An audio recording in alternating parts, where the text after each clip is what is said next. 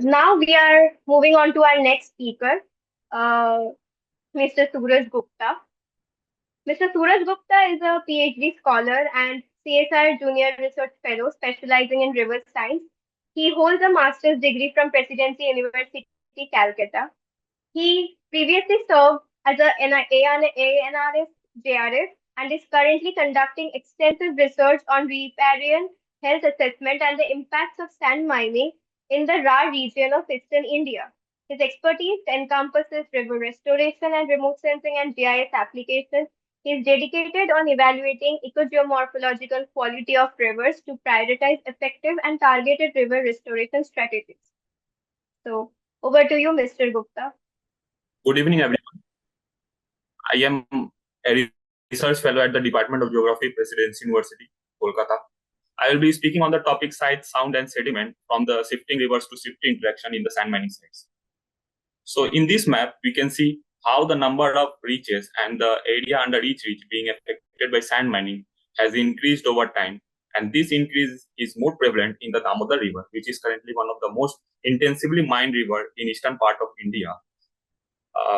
So this arrow, the area shown by this arrow, remained almost unaffected from sand mining till 2015-16, became one of the most heavily mined part of the Damodar River within just 4 years, as we can see from these Google Earth images. So in order to ascertain the impact of sand mining on the river morphology and plant form, the different in-channel geomorphic features like wet channel, vegetation bar, active bars, phase deposits, and also the area under active mining. We are manually digitized from the Google Earth images and also from the list for images for the year 1985, 2005, 10, 15, 20, and 2024. And these maps were prepared to show the temporal changes in these in-channel geomorphic features over time. We can see that with the march of time, there has been the increase in the area under the sand mining affected by the sand mining, and there has been the extreme narrowing of the channel area and the increase in the different geomorphic features we can notice in the different segment of the river, both the river Ajay and Damodar. So different morphometric indices like degraded to active channel ratio, weight channel difference index, vegetated bar difference index, active bar difference index, channel belt width were calculated using the different in-channel geomorphic features. These indices shows the deviation of each in-channel geomorphic feature from that of calculated from the reference year. And this reveals that higher the deviation means the greater reduction of the in-channel geomorphic feature from that of the reference year, which eventually correspond to the intensively mined reaches of the channel. So in this line graph, we can see that how the degraded to active channel ratio varies across the channel, across the different reaches of the channel. So degraded to active channel ratio shows the degraded to active channel ratio as a proportion of the total active channel ratio. So it varies across the channel. So this is the channel belt variation. Reaches with higher channel belt variation correspond to mostly actively mined reaches in both of these rivers. These are the line graphs which shows the different indices like weight channel difference index, vegetated bar difference index, and there is the temporal variation across the different reaches of both the river Ajay and Damodar. So the Thalberg shift rates were calculated in meter per year for the past 40 years for the different reaches of the river Ajay and the Damodar. And we can see that the higher Thalberg shift has been noticed in the reaches where there has been the higher rate of sand mining, higher excavation of the sand mining in the reaches. And we can see in these Google Earth images that the Thalberg has shifted towards the bank from where the sand was excavated previously during the past mining season. So this is the video which was taken on a point bar in the river Kangshavati. We can see around 5 to 6 meter deep pools has been excavated through the sand mining extraction from the pool, which has caused enormous enormous thalweg shifting. So channel flow also gets modified. Channel flow also gets modified because of the intensive sand mining. We can see that how the eddies are getting formed in the river, circular eddies are getting formed in the river, and these eddies causes the further erosion of the river bed.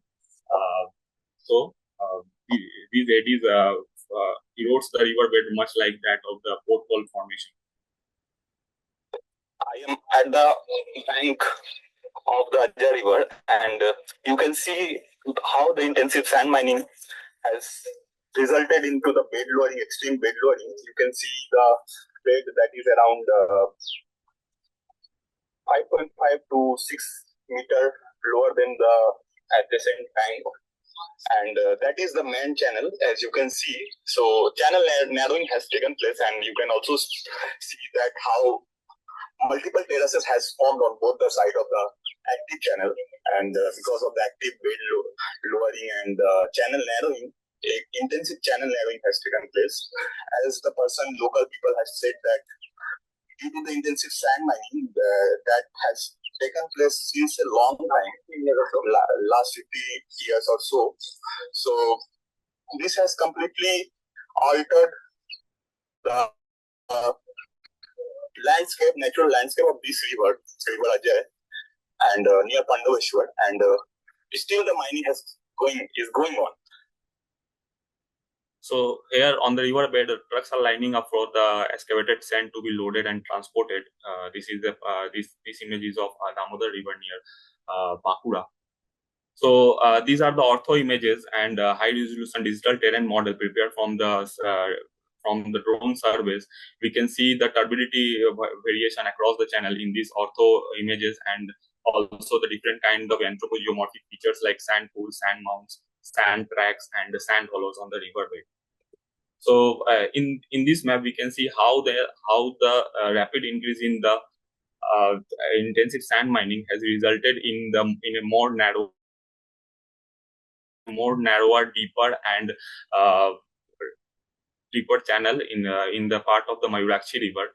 We can see that the channel has changed its appearance from a multi-thread braided channel to a single thread more incised channel because of the geomorphic adjustment that took place because of the sediment deficit caused by the intensive sand mining.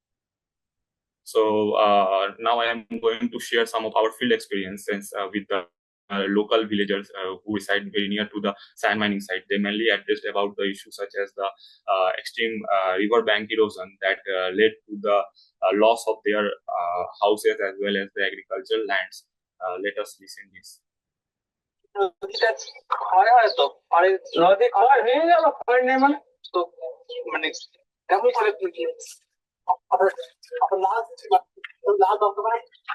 আমাদের দেখিতে যাই 10 বছর আগে আমরা ওখানে নদীতে কাজ করেছি, এখন নদীতে জলই যায়, জল নাই।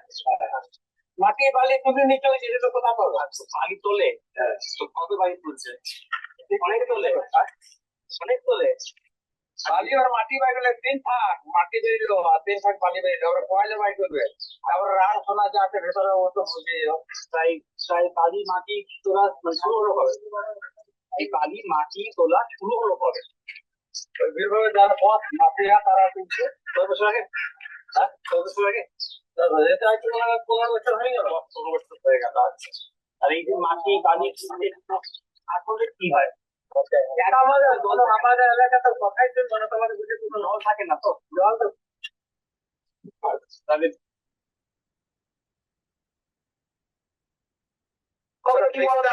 ভবিষ্যৎ কি বড়তর বাচ্চা একটা টিসিবি যদি 30 ফুট বড়তর থাকে,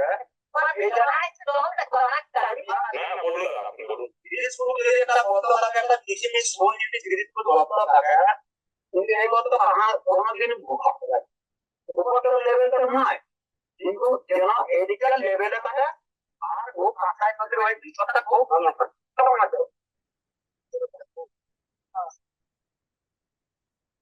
So apart from the geomorphic impacts of the intensive sand mining that we have seen in the previous slides, sand mining also do have an impact on the river water quality. So in order to examine that, we have conducted a number of water quality testing at different sites of mining sites of across the rivers of eastern India. So the result shows the variation in the dissolved oxygen levels as well as in the turbidity levels. Comparatively lower dissolved oxygen and significantly higher turbidity levels were recorded in the most heavily mined rivers like River Ajay, Damodar, Suvarnareka, Kamshavati, as then the river like Silavati and Darkeshwar, because these two rivers, Silavati and Damodar, are not currently being mined, so better water quality were recorded in these rivers. So the dissolved oxygen along with the turbidity values as well as the other water quality parameters such as the nitrate, chloride, conductivity were used to calculate the Horton's water quality index. We can see the results here. So it shows that the river Silavati has comparatively better water quality than the other rivers because there is the temporary cessation of the mining in this river. So in order to further assess the impact of sand mining on the suspended sediment concentration in the different rivers of eastern India at a much larger spatial and temporal scales, different water quality indices assessing the suspended sediment like total suspended solid, normalized difference, suspended sediment index, suspended material index were calculated using the Sentinel-2 images on Google Earth platform. These images shows in this image, we can see that before the mining season starts, the river was maintaining its natural flow, and that TSS value was almost uniformly distributed throughout the channel. But as after the start of the mining season, from December onwards, we can see that the TSS total suspended solid is comparatively higher in the sand pools and along the sand tracks. Which are finger-like sand. These are the finger-like sand tracks along which the total suspended solid was comparatively higher than the open channel. So its variation can be quite discernible here. So in this map, we can see the different kind of anthropogenic features like sand pools, sand hollows on the riverbed, and for this same area, the total suspended solid were extracted for the month of November, which is just the beginning of the mining season, and then again for the month of March for the same area. In this map, we can see that there is the variation in the total suspended solid, and this red and orange patches shows comparatively higher total suspended solids, which correspond to these active, very turbid, highly turbid sand pools and near to the sand mining sites. So here higher TSS levels were recorded as compared to the open channel, because these sand pools gets enclosed and partly enclosed from the man channel, and mining takes place in these sand pools or sand hollows. So the heavily mined rivers in the eastern part of India, River Ajay, Damodar, and Suvarnareka, were divided into 2-kilometer reaches, and the different for each reach, the average of the total suspended solid were computed and mapped here, and we can see the spatial variation as well as the temporal variation with the progression of the mining season in these three rivers. We can see that there is the comparatively higher total suspended solid during the month of January, which is the peak mining season in almost all the rivers. So because in this during January there is the winter season here in India, so it is quite pleasant for the mining to take place by the sand miners. So the other index, like the normalized difference suspended sediment index, was computed reach-wise to ascertain the impact of sand mining on the suspended sediment concentration. So higher values of NDSSI, that means clear water, and lower value means more turbid water. So lower values were recorded. These red patches are the lower value, that means higher turbidity. So again, we can see the spatial variation in the turbidity levels through NDSSI, and this varies across the different parts of the river. This is NSMI, mean NSMI in different parts of the channel, normalized suspended material index, and it also varies across the channel. So this scatter plot shows the relation between the total suspended solid against the different corresponding indices like normalized difference suspended material index, NDTI, and NSMI. So so far we have seen a number of geomorphic as well as ecological impacts on the sand mining. but this sand mining needs proper monitoring and regular monitoring, as well as the more scientific regulation for the scientific extraction of sand from the riverbed. These are some of the literature. So thank you, everyone.